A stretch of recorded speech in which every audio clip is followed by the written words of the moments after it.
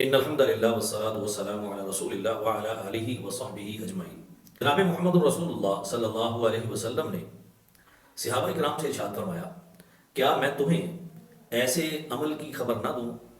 جو تمہارے اعمال میں سے بہترین ہے،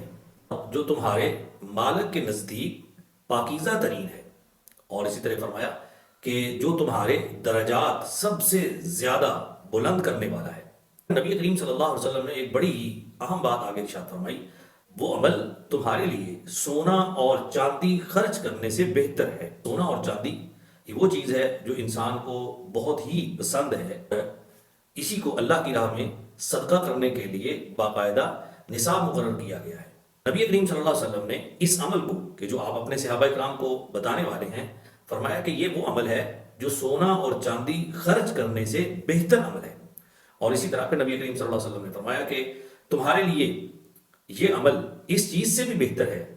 وہ کون سی چیز ہے، وہ کون سا عمل ہے، کس عمل سے بہتر یہ عمل ہے؟ یعنی کہ دشمن سے تم لڑو اور وہ تمہاری گردنیں کاٹیں اور تم ان کی گردنیں کاٹو، اس عمل سے بھی بہتر یہ عمل ہے۔ تو جناب محمد رسول اللہ صلی اللہ علیہ وسلم نے جب یہ ساری باتیں ترغیب اور تحریض اور موٹیویشن کے لیے صحابہ کرام کے سامنے رکھی تاکہ صحابہ کرام کا جذبہ، شوق اور دلچسپی بڑھے، تو پھر صحابہ کرام نے خود ہی سوال کیا کہ اللہ کے نبی صلی اللہ علیہ وسلم بالکل ضرور بتلائیے۔ تو جناب محمد رسول اللہ صلی اللہ علیہ وسلم نے پھر وہ عمل اپنے صحابہ کرام کے سامنے رکھا۔ کون سا عمل؟ کہ جس کے بارے میں آپ نے فرمایا تھا کہ یہ عمل ایسا عمل ہے جو تمہارے اعمال میں سب سے بہترین ہے اور تمہارے مالک کے نزدیک یہ پاکیزہ ترین عمل ہے اور یہ تمہارے درجات کو سب سے زیادہ بلند کرنے والا عمل ہے، اور یہ وہ عمل ہے کہ اللہ کی راہ میں سونا اور چاندی خرچ کرنے سے بھی بہتر عمل ہے، اور دشمن کی گردنیں